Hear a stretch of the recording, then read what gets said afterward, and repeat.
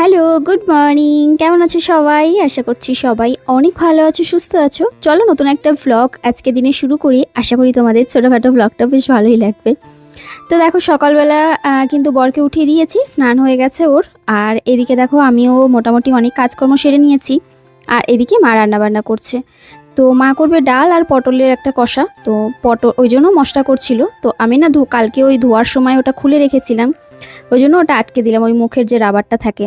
আর এখানে আমার মানে পছন্দর জিনিসগুলো শুনতে শুনতেই আমি আমার দিন শুরু করি, তাহলে দিনটা বেশ ভালো যায়। রাতে দিনে আমি সবসময় যখনই মানে একটু ফাঁকা সময় পাই তখনই এই চেষ্টা করি হয় গুরুজির ভিডিও চালিয়ে শুনতে বা রাধারানীর নাম করতে বা গান যেটুকুনি আর কি সম্ভব করি, চেষ্টা করি।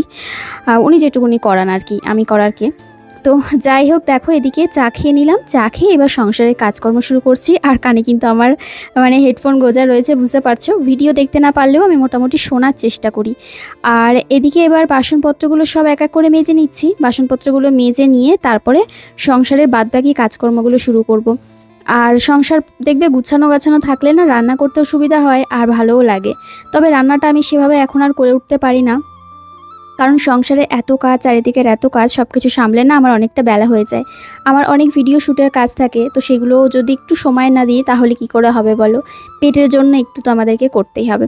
আর গতকালের ব্লগে দেখলাম রান্নাঘরের এই লুকটা তোমরা অনেকেই খুব পছন্দ করেছো, খুব ভালো ভালো কমেন্ট করেছো, তার জন্য অনেক ভালোবাসা। আর আমারও বেশ পছন্দ হয়েছে, কারণ একটু গোছানো গাছানো, একটু অন্যরকম মাঝে মাঝে সবারই তো ইচ্ছা হয় যে লুকটা চেঞ্জ করার।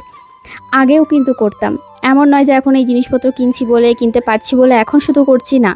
আগেও যখন আমার এই ভাঙাচোরা জল পড়া রান্নাঘর ছিল তখনও তোমরা দেখেছো আমি কালার পেপার, তারপরে বিভিন্ন কৌটো জোগাড় করে সেগুলোকে ডেকোরেশন করে সাজিয়ে আমি আমার রান্নাঘর সাজিয়ে রাখতাম, ঘর সাজিয়ে রাখতাম। আমি আসলে ওই যে বলি না যে ইচ্ছা যদি থাকে না তাহলে দেখবে তুমি ভাঙাচোরা ঘরেও ঘরটাকে সাজিয়ে রাখতে পারো। আর যদি ইচ্ছা না থাকে তাহলে তুমি যতই মানে দালান বাড়িতে থাকো না কেন, তোমার ঘর সে দেখতে বাজেই লাগবে। এটা যার যার ওপর ডিপেন্ড করছে, যার যার মানসিকতা বা যার যার ইচ্ছার ওপর ডিপেন্ড করছে। তো রান্নাঘর গুছিয়ে মুছে আর এদিকে এবার জামা কাপড় মেলা ছিল, তো সেগুলো মেলে দিলাম। আর ওই যে পর্দাগুলো তুলেছিলাম, পর্দাগুলো তো কাচা হয়নি, কালকেও কাচবো ভেবেছিলাম, কেচে উঠতে পারিনি। যেহেতু ওয়াশিং মেশিনে অলরেডি অনেক জামা কাপড় ছিল, তো ওই জন্য এগুলো আর দিতে পারিনি। তো যাই হোক, কাঁচা হয়ে গেছে, এবার এগুলোকে আমি মেলে দিলাম। আর ওগুলো শুকাতে থাক, ততক্ষণে আবার যেগুলো শুকিয়েছে সেগুলোকে ভাঁজ করে রাখছি। এই চলতে থাকে, মানে জামা কাপড়ের শেষ নেই। আর তারপরে কিছু করার নেই, আমাদের জীবনে চলতে গেলে জামা কাপড়ের প্রয়োজন। খেতে গেলে বাসন মাজতে হবে, বাসন নোংরা হবে, আবার বিছানা নোংরা হবে, বিছানা চাদর চেঞ্জ করতে হবে, কত কাজ, তাই না? সেগুলো তো করতেই হবে। এগুলো যদি না থাকতো তাহলে জীবনটা কতটা শান্তি, তাই না? কিন্তু না। তো দেখো এদিকে অনেকগুলো পার্সেল এসে গেছে, সেগুলোকে রিসিভ করতে গেছিলাম। আর আমার এদিকে স্নানও হয়ে গেছে, তো ওগুলোকে গুছিয়ে গাছিয়ে রেখে তারপরে রান্নার যোগাযন্ত্র করছি। আর আজকে বরের বায়না হয়েছে একটু ফেনা ভাত খাবে, আর তার সাথে একটু ডালের বড়া করতে হবে। আর দেখি কি করা যায়। তো ওর কথা মতোই আমি এদিকে দেখো তোমার ডালের বড়া আর ফেনা ভাত। ও আচ্ছা, সরি, আজকে বলেছিলাম পটলের তরকারি আর ডাল হবে, ওটা আজকে নয়, ওটা অলরেডি কালকে হয়ে গেছিলো। আজকে মা করছে মোচা, তো মোচাটা মা আলাদা করে করছে। আর আমি এদিকে আলু ভাতে দিয়েছি, মানে ফেনা ভাতের মধ্যে আলু ভাতে দিয়েছি। আর হচ্ছে গিয়ে তোমার ওই সেটা মাখবো, কি বলে, ডালের ওটা মেখে তারপরে বড়া করব। আর এদিকে আলু মাখা করব।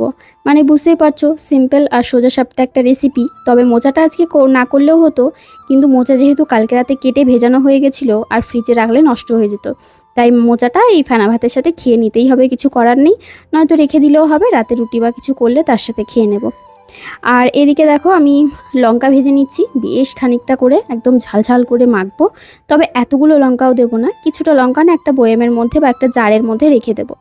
তারপরে ভাত হয়ে গেছে, ভাতের মধ্যে নুন দিয়ে একেবারে ওই ফ্যান সমেত নামিয়ে নিয়েছি। একটু হালকা ফ্যান ফ্যান থাকবে, তাহলে খেতে ভালো লাগবে। যেহেতু ফেনা ভাত নামিয়ে আছে, তো ফ্যান তো একটু রাখতেই হবে। আর এর মধ্যে কিন্তু আমি কিচ্ছু দিইনি, ডালের বড়ার মধ্যে শুধু আমি কয়েকটা লঙ্কা দিয়েছিলাম যখন বেটেছিলাম, ঝাল ঝাল না হলে খেতে ভালো লাগে না। আর এই ডালের বড়া না তোমার জল দেওয়া ভাতের সাথে, মানে পান্তা ভাতের সাথে খেতেও খুব ভালো লাগে। আর এরকম ফেনা ভাতের সাথে খেতেও খুব ভালো লাগে। তো তো একতরফার বড়া ভাজা হয়ে গেছে, আর এবার বাদবাকি যে বড়াগুলো আছে সেগুলো সব ভেজে নিচ্ছি। আর এই ডালের বড়ার টক কখনো খেয়ে দেখবে, ডালের বড়ার টক খেতে নাকি ভীষণ ভালো হয়। আমিও ভেবেছি একদিন রেসিপিটা ট্রাই করব, অনেকের মুখে শুনেছি। আর ডালের বড়ার কারি তো খেতে খুব ভালো লাগে, কষা কষা যে ঝোলটা হয়। তবে খুব বেশি ডালের বড়া দিলে ভালো লাগে না, মানে বেশি ডালের বড়া খাওয়া যায় না, ভারী জিনিস তো, অল্প স্বল্প ঠিক আছে। আর এদিকে দেখো আলুটা মেখে নিলাম। আমার রান্নাবান্না সব কমপ্লিট হয়ে গেছে, যেহেতু সোজা সাপটা রান্না খুব তাড়াতাড়ি হয়ে গেছে। রান্নাঘর পুরো ক্লিন করে যে সমস্ত বাসনগুলো ছিল সেগুলোকেও সব মুছে নিয়েছি। একটু এক্সট্রা তেল ছিল, সেটা আমি কড়াইটা নামিয়ে কড়াইটা মাজবো বলে একটা বাটিতে রেখে কড়াইটা ধুয়ে নিয়েছি। তো এই দেখো, এই হচ্ছে ডালের বড়া, একদম গরম গরম ভাজতে ভাজতে বড়ার মেয়েকে কটা দিয়েছি, মাও খেয়েছে। আর এই হচ্ছে ফেনা ফেনা ভাত, গরমের দুপুরে ফেনা ফেনা ভাত, চিন্তা করো। তবে খারাপ লাগেনি, ভালোই লেগেছিল। আর বৃষ্টি হলে আর একটু বেশি মজা লাগতো।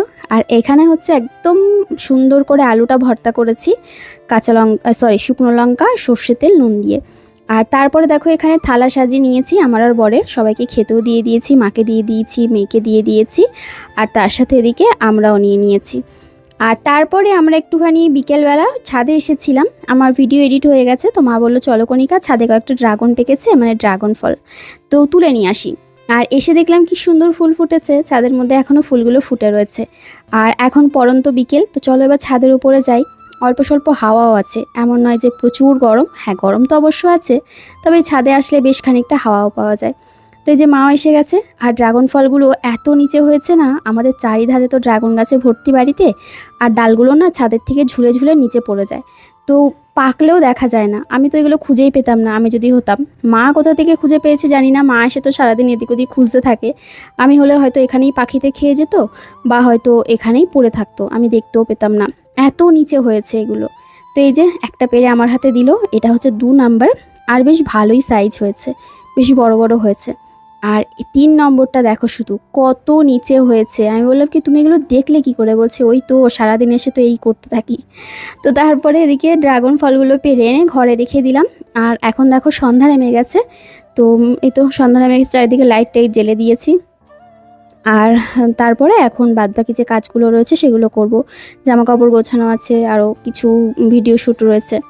তো তারপরে চলো, আমার এই ছোট্ট ঘরটার লুকটা একটু চেঞ্জ করব আজকে। তো ওই জন্য সুন্দর আমি 2টো কার্টেন নিয়েছি, তো সেই কার্টেন দুটোই আর কি এখানে টাঙিয়ে দেবো। আর এই কার্টেনগুলো না পিওর কটনের কার্টেন, মানে ভীষণ ভালো, মানে কোয়ালিটি দেখলাম তো ভীষণই ভালো, মানে ভীষণ ভালো। দেখো কি দারুণ লাগছে, সাদার ওপর এরকম লাল দিয়ে প্রিন্ট করা রয়েছে, দারুণ দেখতে লাগছে। আর তার সাথে আমি একটা হোয়াইট কালারের বেডশিটও পেতে নিয়েছি, তোমাদেরকে একটু জুম করে ক্লোজ থেকে দেখাই। কার্টেনগুলোর কোয়ালিটি কিন্তু ভীষণ ভালো, মোটার বেশ কাপড়, সুতির কাপড়। আর তার সাথে এই যে বেড সাইড যে টেবিলটা কিনেছিলাম, ওটার লিঙ্ক তো তোমাদের আগেও দিয়েছিলাম অনেকবার। তো ওটার সাথে এই হোয়াইট কালার, মানে আজকে ঘরে পুরো হোয়াইট হয়ে গেছে সব কিছু। তবে ওই যে জানলার পর্দাটা, ওটা এখনও পর্যন্ত আসেনি, ওই জন্য টাঙাতে পারলাম না। যাই হোক, ঘরটাকে একটু সুন্দর করে সাজিয়ে নিলাম। আর এই বেডশিট বা কার্টেনের লিঙ্ক যদি তোমাদের কারো লাগে, তাহলে কমিউনিটি পোস্টে বা ফার্স্ট কমেন্টে তোমরা কিন্তু পেয়ে যাবে। তো চলো তোমাদেরকে একটু সুন্দর করে দেখিয়ে দিই ঘুরিয়ে, কারণ আমার না নতুন বিছানার চাদর বা ঘরে একটা কার্টেন একটু চেঞ্জ করলেই একদম পুরো অন্যরকম লাগে, মানে লুকই চেঞ্জ হয়ে যায় পুরো ঘরের, তাই না বলো? পুরো একদম অন্যরকম লাগছে। আর আজকে না একটা স্পেশাল রান্নাবান্না করব। আজকে একটা স্পেশাল রান্না করব, সেই স্পেশাল রান্নাটা হচ্ছে সয়া চাপ। আমি সয়া চাপ অনেককে দেখেছি খেতে, আমি এটা জানতাম না যে সয়া চাপ বলে কিছু হয়। তবে অনেক মাতাজির ভিডিও যখন আমি দেখি ফেসবুকে বা ইউটিউবে স্ক্রল করি, তখন দেখি ওনারা এটা খায়।